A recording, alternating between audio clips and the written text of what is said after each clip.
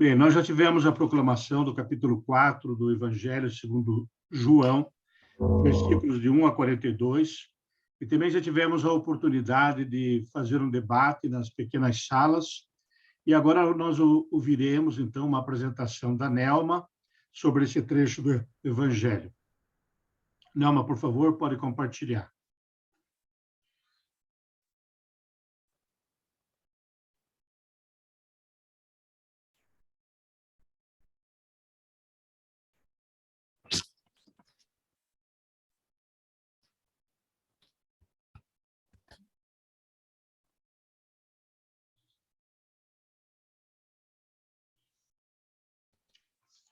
Não está aparecendo, né, Dalton?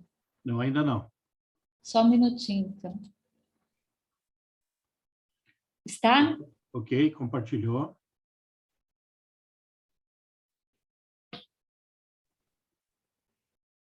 Continuamos reunidos em nome do Pai, do Filho e do Espírito Santo.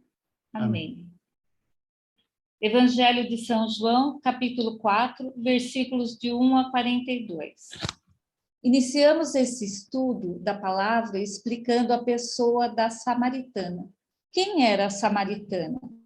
Uma mulher discriminada, uma pessoa rejeitada pelos judeus por ser samaritana, rejeitada pelos próprios samaritanos por ter uma vida sexual irregular, foi buscar água ao meio-dia para não se encontrar com pessoas no poço. O horário de se buscar água era pela manhã. Ela vivia fugindo, se escondendo, tinha vergonha de si mesma. E o povo samaritano? Quem era esse povo? Sua origem remonta à época da destruição do reino de Israel e a deportação. O povo foi banido do seu povo. Tudo começou com a devastação da Palestina pelos assírios no século VIII a.C., quando muitos israelitas foram deportados e estrangeiros se instalaram à força em suas terras.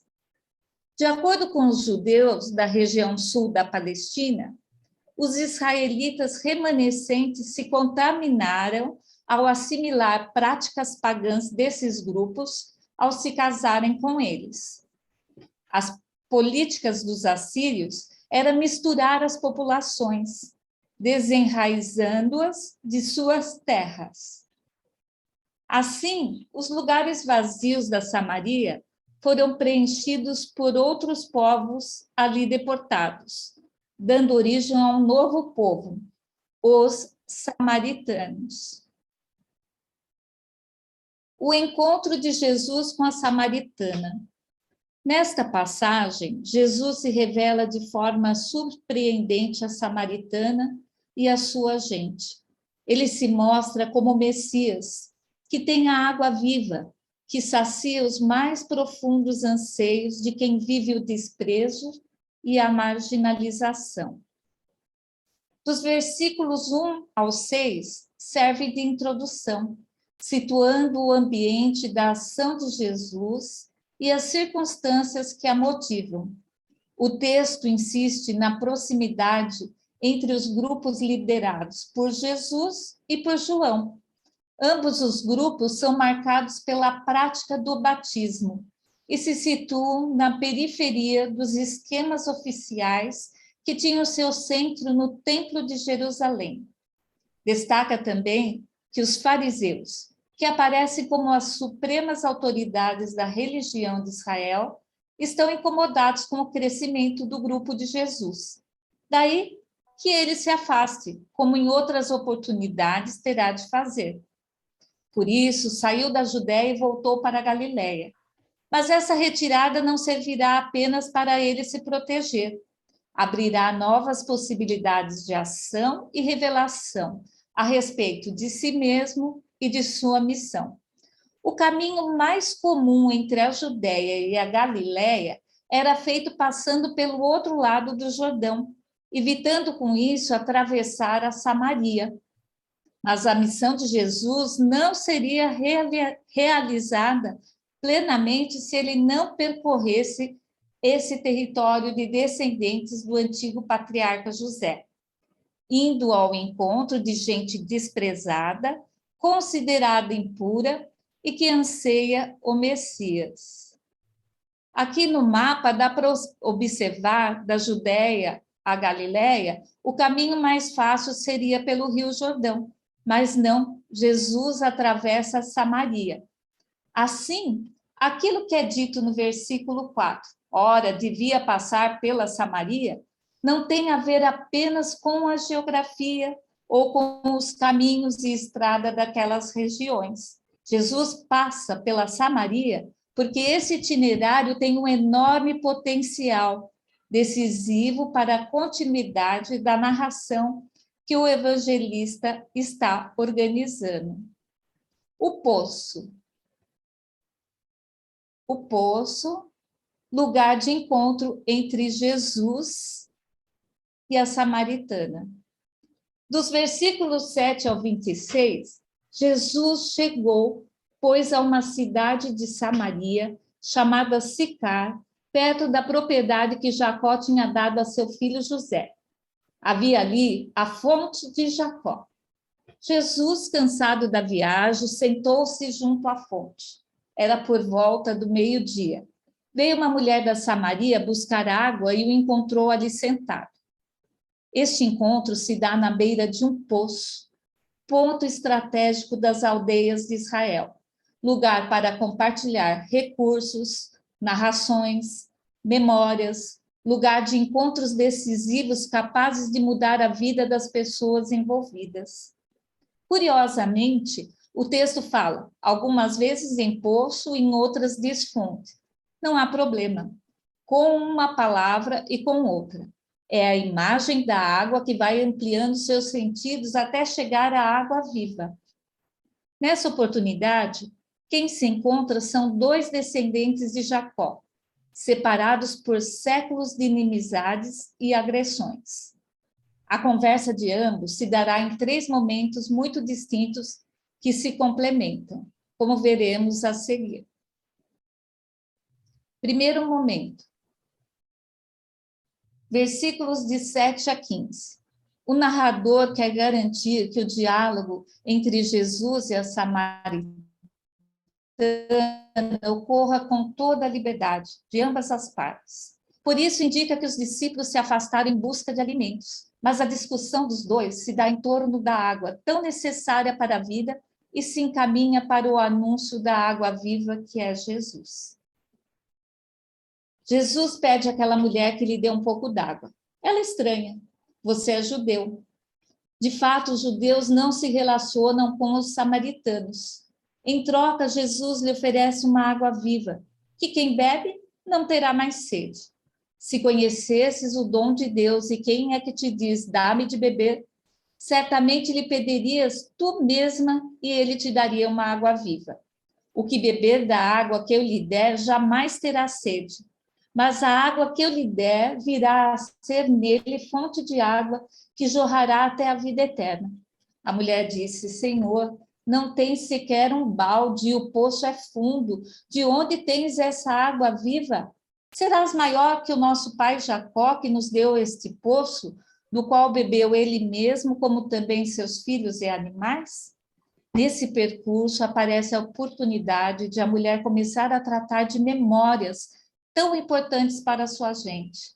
As figuras de Jacó e de José, o significado daquele poço que produziu aquele encontro inesperado.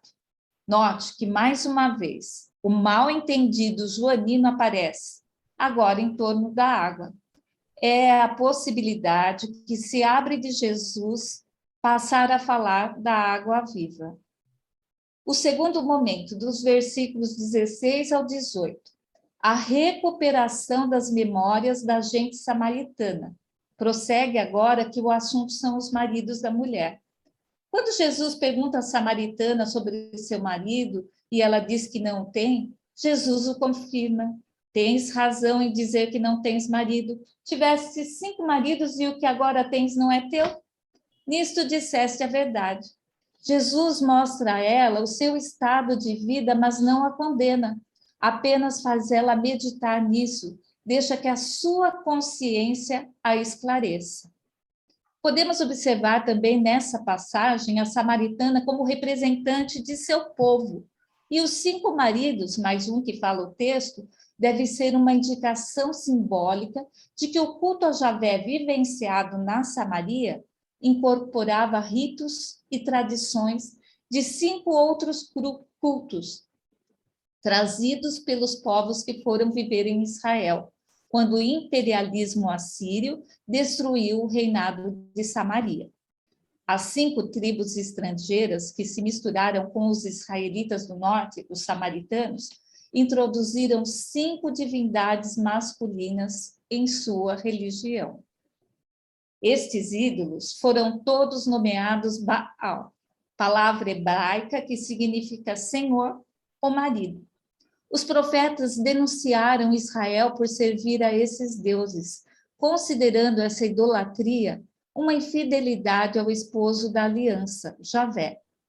Havia esperança, no entanto, de que Deus um dia tivesse piedade e voltasse a ser o eterno esposo dos samaritanos, pelos laços de uma nova aliança.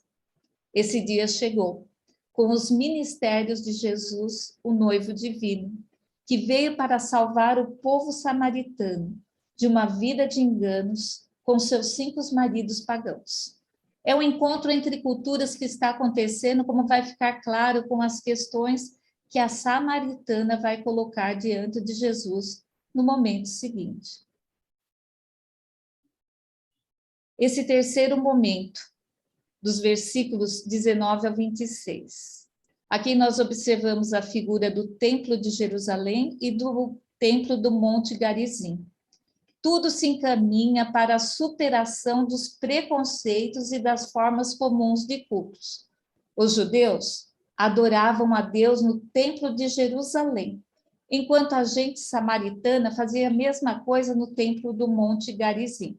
Ambos os grupos entendiam que apenas o seu lugar de culto era o correto.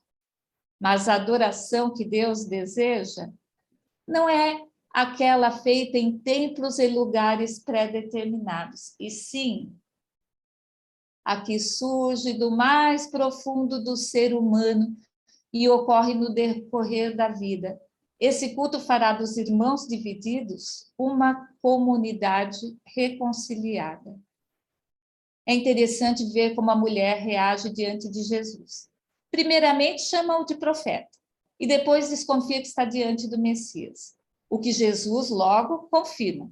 Para a gente samaritana, o Messias era pensado na figura de um profeta que viria a ser como um novo Moisés.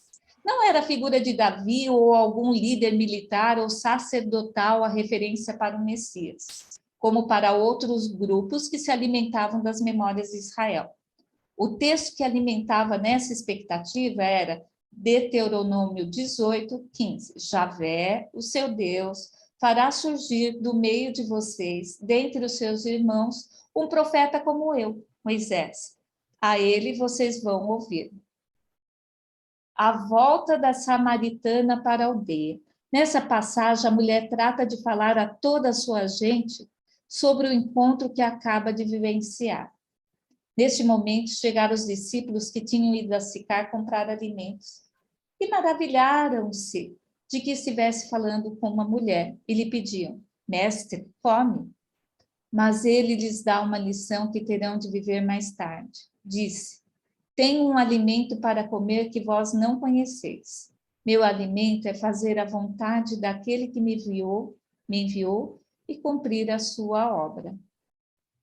Dos versículos 27 ao 38, Jesus dialoga com os discípulos sobre os alimentos que trouxeram para ele.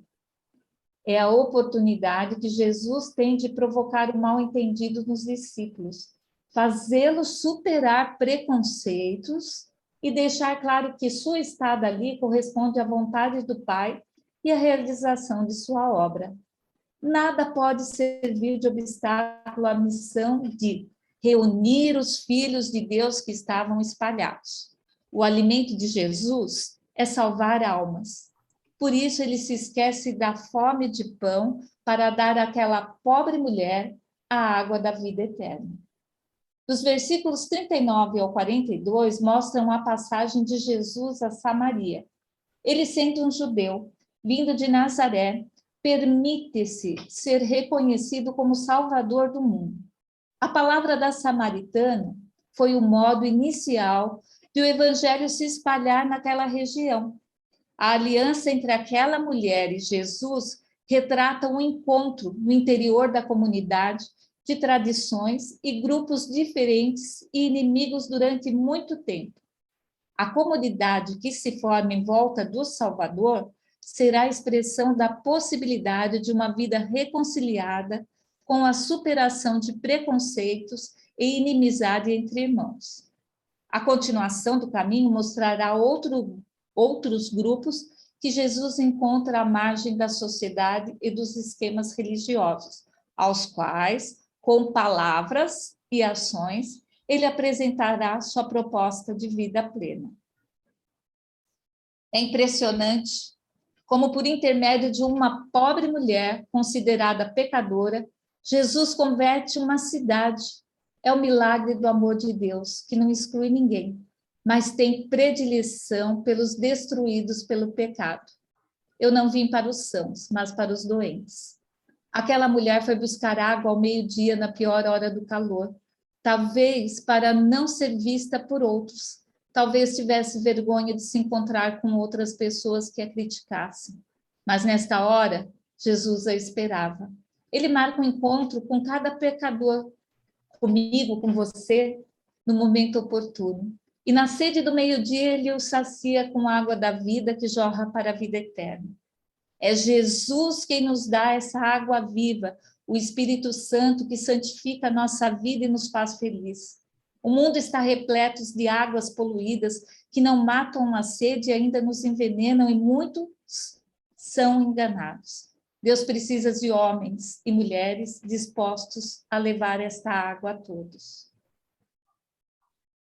Jesus fez a água da vida brotar no seio daquela pobre mulher para que ela a levasse aos homens de Sicar. Uma reflexão para nós. Não será isso que ele quer também fazer conosco? Levar aos outros a água da salvação? No dia 19 de março de 2017, época de Quaresma, durante a oração do Ângelus daquele domingo, o Papa Francisco exortou os fiéis reunidos na Praça de São Pedro do Vaticano a aproximar-se de Jesus e a saciar a sua sede na fonte de água viva que é a sua palavra. Ele destacou o encontro de Jesus com a samaritana, que é o que nós estamos vendo, como um exemplo que pode ajudar a renovar-se espiritualmente. Ele disse: esse tempo de da quaresma, é ocasião propícia para aproximar-nos dele, encontrá-lo na oração, num diálogo de coração para coração, falar com ele, Jesus, escutá-lo. É a ocasião para ver o seu rosto também no rosto de um irmão ou de uma irmã que sofre. Desse modo, podemos renovar em nós a graça do batismo, saciar-nos na fonte da palavra de Deus e de seu Espírito Santo. E assim, descobrir também a alegria de tornar-nos artífices de reconciliação e instrumentos de paz na vida cotidiana. Jesus é a fonte de água viva. Não podemos nos deixar enganar. Só Jesus pode nos dar a água viva, o Espírito Santo, que traz a nós seus dons: sabedoria, ciência, inteligência, conselho, fortaleza, piedade, temor de Deus. E os seus frutos: paz, amor, alegria, bondade, mansidão, paciência, autocontrole. E nós devemos levá-la aos outros. Nós falamos em nome do Pai, do Filho e do Espírito Santo. Amém.